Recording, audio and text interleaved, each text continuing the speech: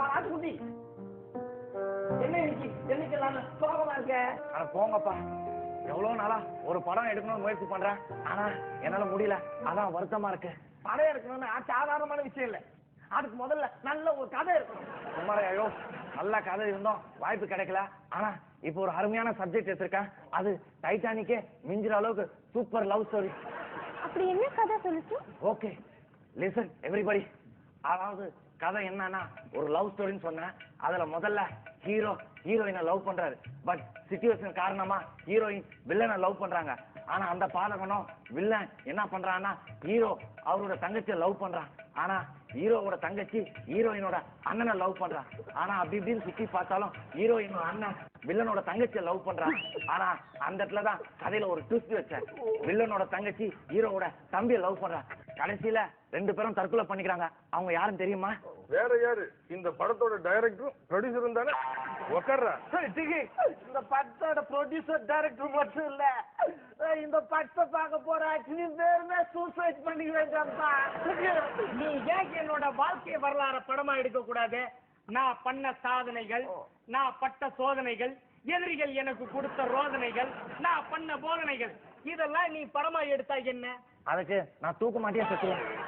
ராசுகுட்டி, எனக்கு ஒரு ஐடியா. நீங்க இருந்து கொண்டு நம்ம கோடம்பாக்கம் ஸ்கூல்ல ஒரு சினிமா எடுத்து விடா. Wonderful, marvellous, super. இதே நீ படமா எடுத்தா என்ன? ஏல படம் எடுக்கிறது இருக்கட்டும், அதுல எனக்கு என்ன முக்கிய பாத்திரம்? டேய், நீ ஏன் நசுங்கி போன ஒரு அலுமினிய பாத்திரம்? உனக்கெல்லாம் இருக்குடா பாத்திரம். பயமுறா. சைலன்ஸ். கதை கிடைச்சிச்சு, ஆர்டிஸ்டும் கிடைச்சிட்டாங்க. இன்னும் ஒரே ஒரு ஆள் தான் கிடைக்கணும், ப்ரொடியூசர்.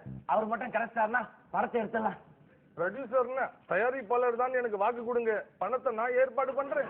அப்ப என்ன, அண்ணன் தான் பணம் போடுறாருன்னு சொல்லிட்டாருல, அண்ணன் பேரை வச்சு கம்பெனி ஆரம்பிச்சிட வேண்டியதானே? சவுண்ட் மணி பிலிம்ஸ் பெருமையுடன் வழங்கும் கோடம்பாக்கம். சங்குமணி நிறுத்துற. நான் தினமும் வழங்குற சக்தி வாய்ந்த அம்மன் டிஆர்வி வழங்கும் கோடம்பாக்கம் ஸ்கூல். இது எப்படி இருக்கு? அம்சமா இருக்குல்ல? வெரி குட் மிஸ்டர் சின்ன கவுண்டர். வாழ்க்கையில இன்னைக்குதான் ஒரு உருப்படியான விஷயத்த சொல்லிருக்கீங்க. நம்ம டைரக்டா ஷூட்டிங் போலாம். ஆல்ரைட், இப்போ நம்ம படத்தை ப்ரொசீட் பண்ணுவோம். அதுக்கு முன்னாடி உங்க எல்லாரையும் நான் செக் பண்ணணும். யார் யார் எப்படி எப்படி நடிக்க போறீங்கன்றத நான் பார்க்கணும். முதல்ல யார் நடிக்க வர போறீங்க? நான் முதல்ல நடிக்கிறேன். ஓகே அண்ணாச்சி, கமான். முதல்ல நீங்க என்ன பண்ணணும்? லவ் பண்ணணும். இல்ல லவ் பத்தி எனக்கு ஒண்ணும் தெரியாதுல்ல. டேய் கம்முடா, நான் தான் டைரக்டர். நான் சொல்றத மட்டும் தான் நீ கேட்கணும். என்ன மட்டு மாதிரியா குறையுது? டேய் உன்னை பொண்ணே போட்டுறான். இப்போ நான் சொல்றத மட்டும் கவனி. இப்போ நீங்க என்ன பண்ணீங்கன்னா, ஆண்ட்ரியாவை பார்த்து இந்த டைலாக் பேசணும். ஆண்ட்ரியா, ஐ லவ் யூ அப்படின்னு பேசணும். Okay, action.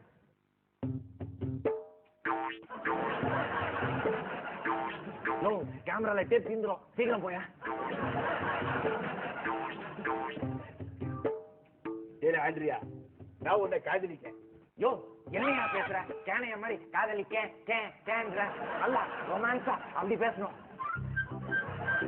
இல்ல ஆண்ட்ரியா, நான் உன்னை ரொமான்ஸ் செஞ்சுக்கிறேன்.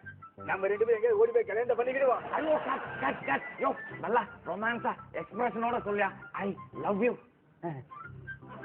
இல்ல ஆண்ட்ரியா, ஐ லவ் யூ. ஓடி போயிடலாம். என்னையா பண்ற? வாயா. என்ன கட்? அதான் யார் கட் பண்ணிருக்கல? எனக்கு மனமண்டைக்கு எதுவும் வேறாது. வா, நீ முதல்ல உட்காரு. அடுத்தது ஒரு முக்கியமான சீனு, அத நம்ம இப்ப பார்க்க போறோம். மிஸ்டர் சின்ன கவுண்டர் கொஞ்சம் வாங்க. மம்மிதா நீயும் வா.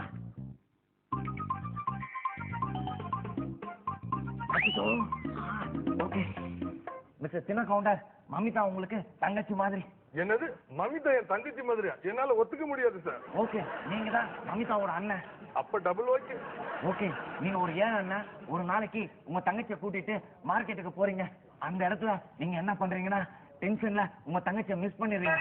நீங்க ஊரெங்கும் தேடி பாக்குறீங்க, உங்க தங்கச்சி கிடைக்கல. கடைசியா ஒரு இடத்துல உங்க தங்கச்சிய 4 காலி பசங்க கிண்டல் பண்ணிட்டு இருக்காங்க. இப்படி சின்னதா ட்ரெஸ் போட்டா கிண்டல் பண்ணாம சுண்டலா பண்ணுவாங்க. அச்சோ, நான் தான் ஆரம்பத்திலேயே சொன்னானே, அவன் ஒரு ஏன் அண்ணன்ட்டு. அவனால இவ்வளவுதான் வாங்கி கொடுக்க முடிஞ்சது. ஓகே, இப்போ உங்க தங்கச்சி அழுதுகிட்டே வராங்க. அந்த நேரத்துல உங்க தங்கச்சி கிட்ட எப்படி பேசுங்க? கமான். இப்ப பாருங்க சார். தங்கச்சி எங்கடி போயிருந்த? என்னடி இப்படி வந்து நிக்கிற? ஒன்னதான் கேட்டுக்கிட்டு இருக்க, வாயை திறந்து சொல்லிடு. இன்னமும் ரவுடி கிட்ட பேசுற மாதிரி பேசுற. இப்போ நான் எப்படி அப்படியே ஃபீல் பண்ணி பேசுறேன் பாரு. தங்கச்சி எங்கம்மா போயிங்க? என்னால தங்கச்சி சார் நான் ஒண்ணு அங்க போய் உட்காந்துக்கிட்டேன். டேய் தங்கச்சிங்க ஒரு எமோஷன் இல்லடா. ஓகே தங்கச்சி எங்கம்மா போயிருந்த? என்னால அண்ணங்கார தாங்க முடியல.